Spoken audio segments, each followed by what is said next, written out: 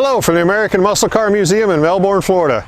Today out from the collection, we have a stunning, rare, and unique 1969 Yenko Camaro in Hugger Orange. Let's talk a little bit about Don Yenko's history and how he got to this point in 1969. In 67 and 68, the cars he brought into the shop, he modified the motors, changed the motors out, did a lot of work. By 1969, Don realized there was a better way to do things. What I mean by that is he got with Vince Biggins on the Copo plan. They developed a Copo code 9561, and what that did is that deleted the highest horsepower motor at the time, which was a 396 375 horse, and the factory would install an L72 427. Along with that Copo order, you got the cowl induction hood, you got the heavy-duty 4-core radiator, and it also came with the F41 suspension, which was a higher rate spring rate and a better shock.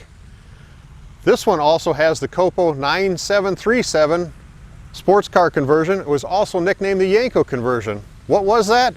The 140 mile an hour speedometer was in place of the 120 mile an hour speedometer.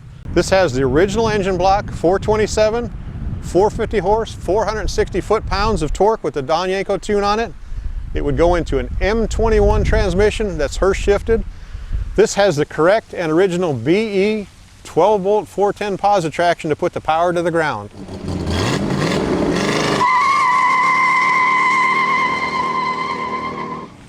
Don had planned on selling over 1,000 of these cars in '69. However, with everybody else learning and getting the word out that they could order them directly from the factory, people like Baldwin Motion, Berger Chevrolet, Jack Douglas started getting in and making their own high-performance cars. This particular car was in the second run of the cars Don had ordered, and this is also on the early cars. They would come with the X66 or even a rare X11 trim. This is the X11. The later cars came with the X44 trim. To the exterior of the car, you had your Don Yenko badging. On the tail panel here again, where Don would go to save time on it, he would remove the bow tie emblem in the back. He just staggered the holes where you'd have the Yenko to the driver's side and the 427 to the passenger side. This particular car in April of 1969 was a dealer transfer from Yenko Chevrolet to Gates Chevrolet in Mishawaka, Indiana at a cost of just over $3,900. This car has an extensive drag race history in the 70s and the 80s, and in the early 70s was campaigned as a Clockwork Orange car. This had a concourse restoration in 2008 that was put back to how it would have been bought from the Yenko dealership.